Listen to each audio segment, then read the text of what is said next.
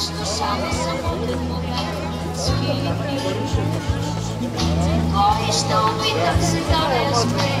Нейно е силно, но силно нейния път ще чертая моята си скините. Бряг си намира всяка вълна и надежда има една. Ах, морето! Ах, морето! Бедно става.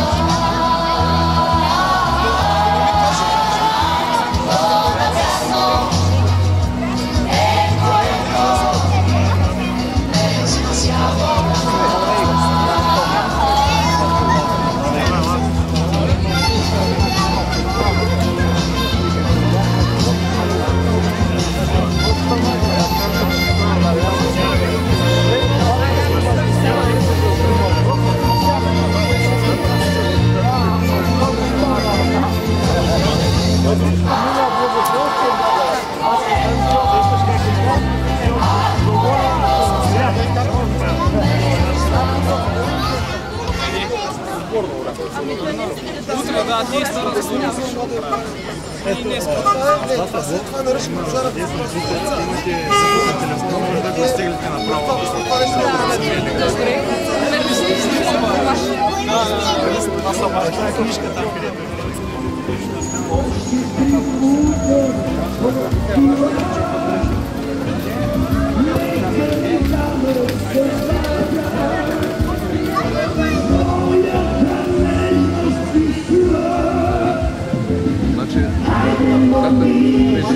Има демонстрация с деца. И там ми обяснява, че там ще отидеш и като може се отваряш това да гледаш. Знаеш, че какво бъде.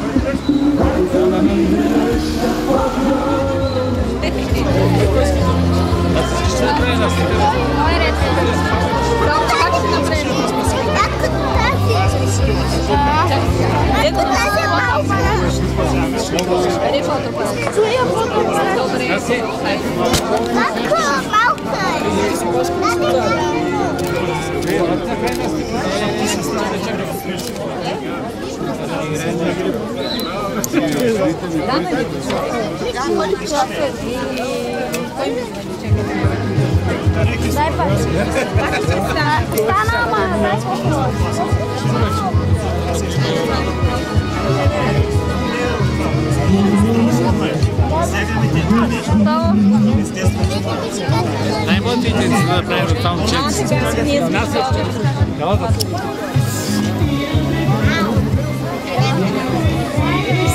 Отпа за стели.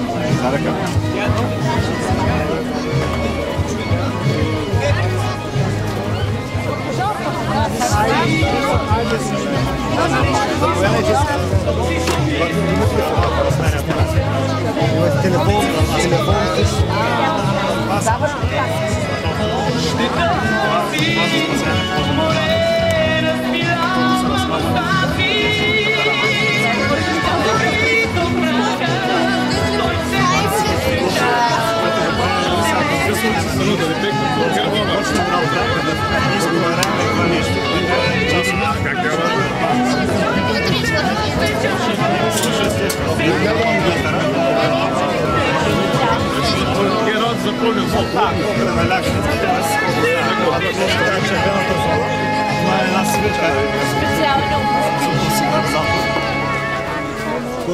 започва да свири и ни показва, че въздухът намалява. И трябва да се ориентираме да излизаме на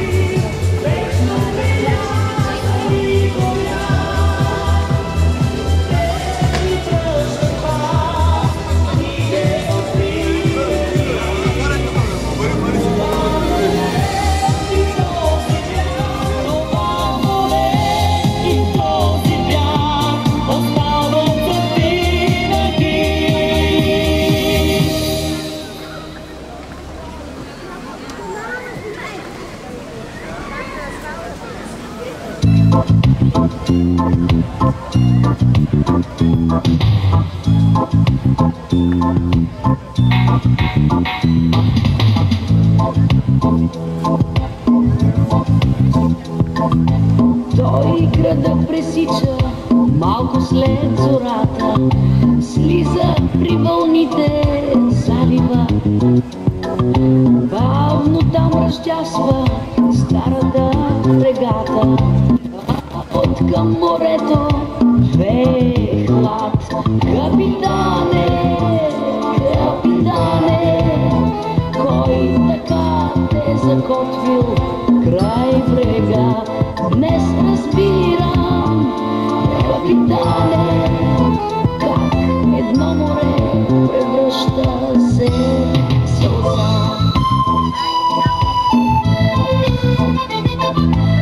Помниш ли Калкута, Рио и Мая не знае път назад?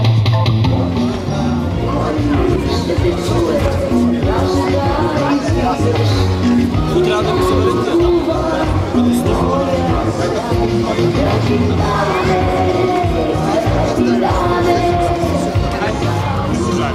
И това не позволява да се приближи максимално бързо, най-вече при гасение на лесно запалими течности. В конкретно случай кога използвам този гасим за пожари в Бургас или региона? Ами, в случай, в които може да се използва както примерно експлодира наскоро цистерната с бомба там в Варна. Там е целесъобразно да се използват такива костюми, които позволява да се приближиш до открития пламък за охлаждането, което трябва да се осъществява към дейност. А вие използвали ли за някои от големите пожари? В случай се да се използва, да. За кой пожар беше използван? Аз конкретно не съм допознал. Благодаря ви.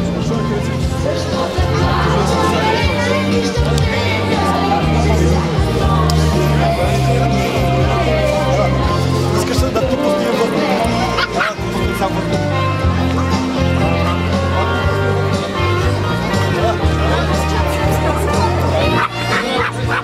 Имаш ли да снимаш ми? Само ще да се платиш малко. Ти ще е дълго.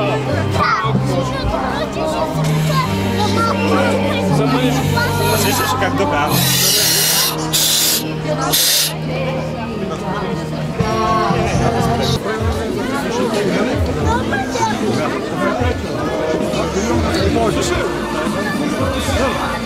И вие загружаете картина.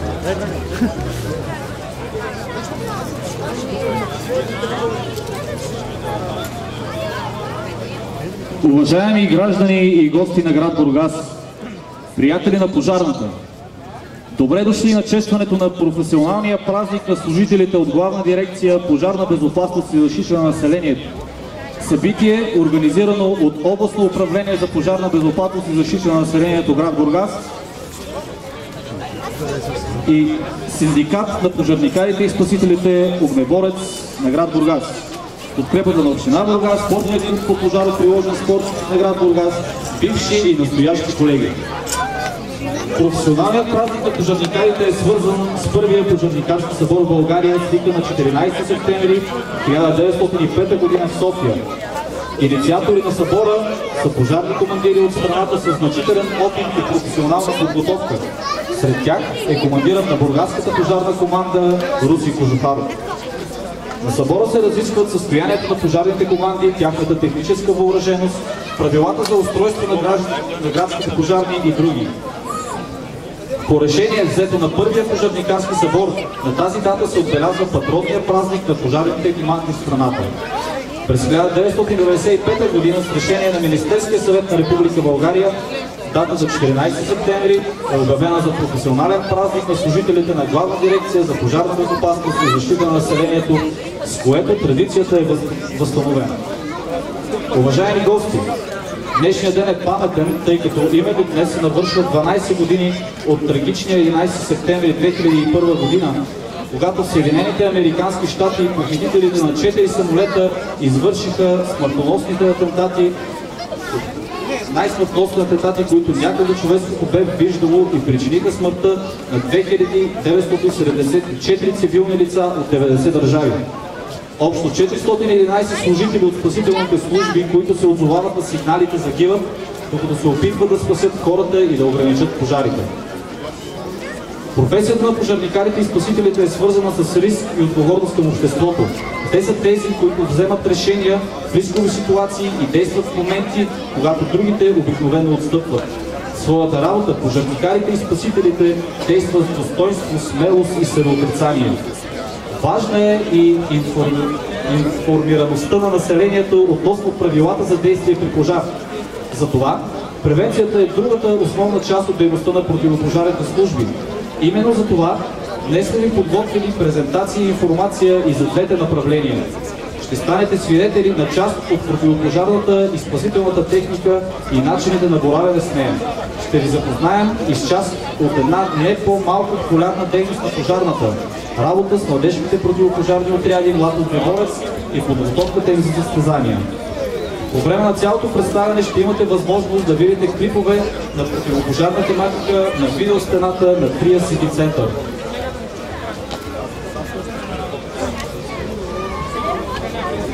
Започваме с първото мероприятие. Наличието на съвременна надежда техника е сред основните предпоставки за качественото изпълнение на задълженията на пожарните екипи.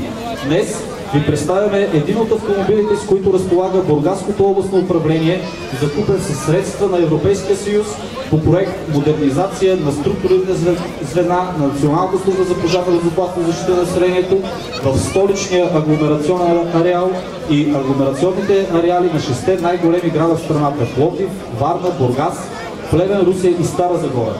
Областното управление в Бургас се здоби с 5 от новите пожарни автомобили. Днес ви представяме част от пожаротехническото оборудване на пожарникарите и също така ще ви припомним основните правила за недопускане на пожари. Тяхното спазване е отговорност на всеки един от нас, ако не искаме да застрашим своя живот, живота на близките си и личната и обществена собственост. Също така ще може да видите отблизо какво представляват и с какво са оборудвани пожарните автомобили, които дори и в момента са на дежурство. Тук виждате пожарен автомобил Рено и аварийно-спасителен автомобил Ивеко. Пожарният автомобил Рено е предназначен за гасене с вода и пяна. Той е произведен през 2012 година и общата маса на окомплектования автомобил е 14 тона. Двигателят му е дизелов с мощност 265 конски сили. Пожарната помпа позволява подаване на вода и при движение на автомобила и при необходимост ползване и на морска вода. Има два режима на работа на помпата, при така нареченото ниско и високо налягане, като при ниско налягане говорим за 10 атмосфери, дебита на противопожарната помпа е 2400 литра в минута, а при високо налягане на 40 атмосфери е 240 литра в минута.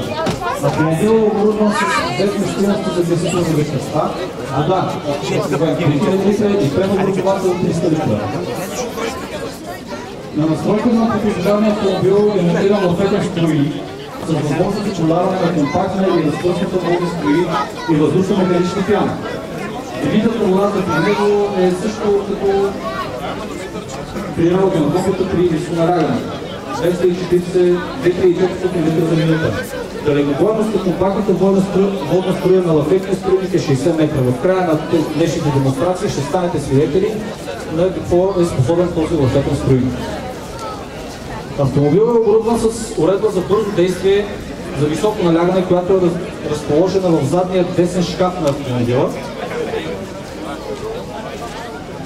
Шланга на уредбата за бързо действие е с дължина 60 метра, налична макара и работно налягане 40 атмосфери, с цел могат да се подават 240 литра за минута.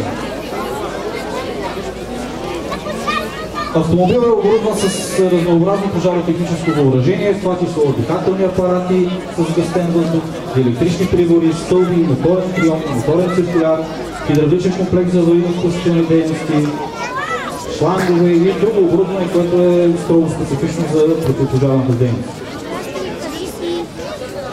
Оборудването на аварийно-спасителния автомобил Ивеко. Той е предназначен за извършване на спасителни дейности при инциденти и аварии с химически, радиационни и биологични вещества, което обуславя и спецификата на неговото оборудване. В него влизат въздушно-дихателни апарати за защита на работещите при спасителна работа в химически замърсена околна среда и за оказване на помощ на пострадалите при даденото замърсяване.